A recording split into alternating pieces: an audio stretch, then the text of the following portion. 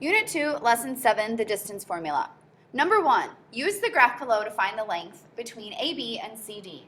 Points AB are horizontal. It goes from -7 on the x-axis to -4 on the y-axis, so that means AB has a length of 3. Looking at lengths between points C and D, it goes from 1 on the y-axis to -9 on the y-axis, so CD is 10 units long.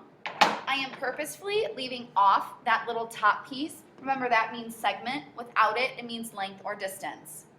The distance formula comes about because if you were to have two lines or 2 points to form a line segment, you're not always able to count these particular lengths because they're partial lengths of a unit. So we need a formula. This says D equals, D standing for distance. This square root symbol is quite large, and it does need to go across the entire thing. Y minus y squared plus x minus x squared. If you remember learning the slope formula, it had all these little 2's and 1's, and if you were to Google even the distance formula, you'd find it with those 2's and 1's. I tend to leave it off because I think it makes it more confusing than it's worth. As long as when you're subtracting, you go the same order for y's as you do for x, you'll be okay. One thing that I do want to point out, and this is an algebra error that's going to follow you forever. There is a difference between negative, and I'm making up a number here for an example, between -4 in parentheses squared and between a -4 squared. This one here is telling you that there are 2 -4's yielding a positive 16. This other example is telling you there's a single negative with 2 4's leaving you a -16. Did I misspeak on the first one? -4 times -4 is positive 16. This one's a -16. The reason why I'm making a point about this is because notice there are parentheses here. So when you're subtracting your y's from your y's, try to keep those parentheses so that in case you get a negative number, you're getting the answer you want, which is going to be a positive 16, not this -16. Hopefully that makes sense. If not, ask in class. So it says find the distance between the points. I'm going to label my x's, and I'm going to label my y's. So the formula says subtract your y values. Some of you will need to write it down. Some of you can do it in a calculator or in your head. But for sake of example, I'm going to write it down. 3 minus 2 squared. You're going to add it to your x's that are being subtracted. So if I went from the first y to the second y, I have to go first x to the second x. 6 minus 12 squared. 3 minus 2 is 1 squared. 6 minus 12 is a -6 squared. Here's that idea, that example that I was trying to give up above. You do need the parentheses. I want -6 times -6, which is why it's -6 squared. It's going to give me a positive 36. The reason why it's so important here that you're careful with those negatives is because if you were to have made a mistake and had -6 squared, that's a -36. You're going to end up with a negative value in the square root, and you can't have a negative value. That doesn't make sense in a problem like this. If I'm asking you to find the distance between 2 points, you're going to have an answer because these are physical, measurable distances. So you need to make sure that your numbers end up with those parentheses so everything is force positive. Grab your calculator, type this in. The square root of 37 is approximately 6.08. So hopefully I entered that correctly. Let's try another one. X's, y's. I'm going to do y minus y. Check this out. 13 minus a -3 squared. Adding it to 7 minus a -9 squared. Minus a negative is a positive, so this gives me 16 squared. Minus a negative is a positive, so that gives me 16 squared. I gotta grab my calculator. 16 squared is 256. Yes. 256 plus 256 is the square root of 512. Square root of 512 is approximately 22.62 units. All right, letter C. Let's try that one too. Kind of running out of space. So I'm going to do letter C down here. Big square root. I'm going to subtract my y's. 3 minus 7 squared. And I'm going to subtract my x's. 3 minus 6 squared. Notice the parentheses. That's a -4 inside those parentheses and a -3 in the second group. Well, -4 in parentheses squared is a positive 16. -3 in parentheses squared is a positive 9. 16 and 9 is going to be 25. The square root of 25 is 5. So those particular points have a distance of 5.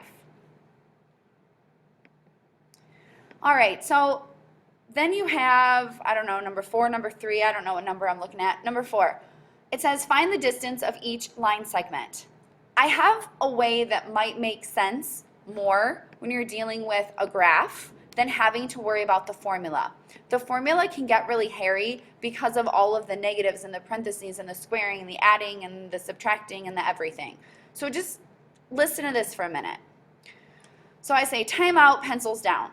Do you remember the Pythagorean theorem? And every year when I ask this, students shout out a squared, b squared, c squared. Yes. If you have a right triangle, then a squared plus b squared equals c squared. The key is in the right triangle. So here's an example. I gave you a right triangle. One length is 3, the other length is 4. There's your right triangle. A squared plus b squared.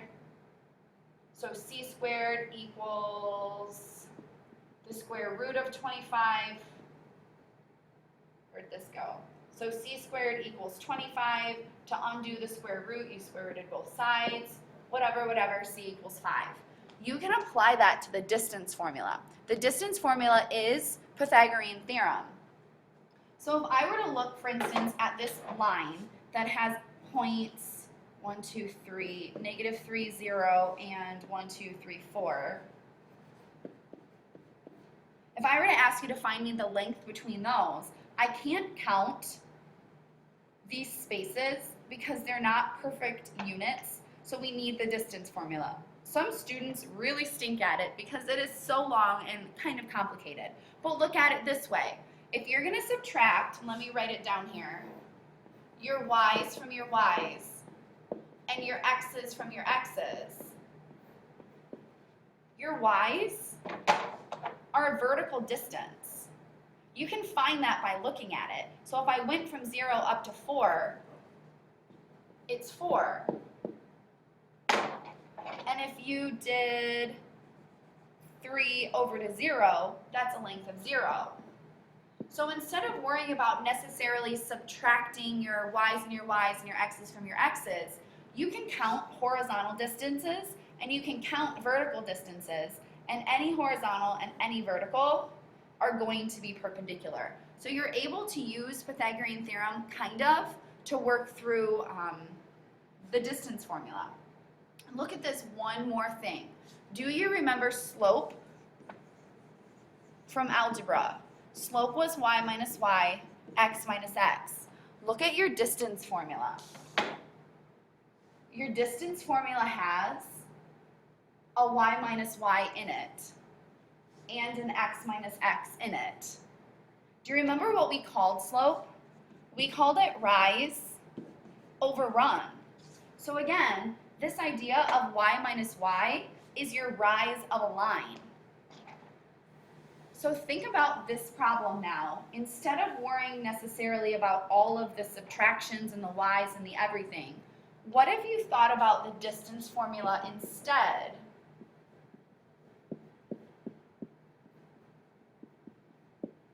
What if you thought about it instead as rise squared plus run squared? If you know slope, and we'll deal with slope in another video, that might help with some of the subtraction. So if you're presented with a problem like this one here. You could do rise, 1, 2, 3, 4. When you rise, that is you subtracting your y's. When you run, 1, 2, 3, that is you subtracting your x's.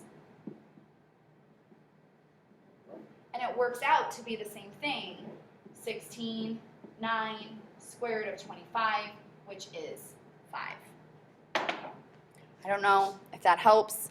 I find that it does because so many students get bogged down by the formula. So let's look, for example, at KL. Think about it as rise squared plus run squared. So from K to L, I'm rising 1, 2, 3, 4. And I'm running 1, 2, 3. Way easier than having to get your ordered pairs. 1, 2, 3, 4, 5, 6. 1, 2, 3, 4, 5, 6. And having to subtract your y's. That gives you 4 as well. And when you subtract your x's, that's giving you -3 as well, because it's -6 minus a -3. You would have had to mess with your double negatives just to get the same thing. It was way easier to count it. So let's finish it up. 4 squared is 16. 3 squared is 9. Square root of 25 is 5. I think that was a coincidence. I didn't plan it. Let's go ahead and try GH. So instead of having to subtract our y's, let's count our rise squared. 1, 2, 3 is how many I'm rising, and I'm running 1, 2, 3, 4, 5, 6, 7, 8, 9. So 3 squared is 9, 9 squared is 81. Add those together and I get 90. And square root of that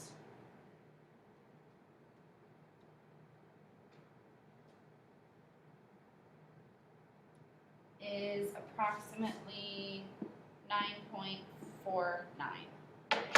Last one, we talk about IJ rising 1, 2, 3, 4, 5, 6, 7, 8, 9, 10, 11, 12. And running 1, 2, 3, 4, 5. 12 squared is 144. 5 squared is 25. Add them up, I get 169. The square root of 169 is 13.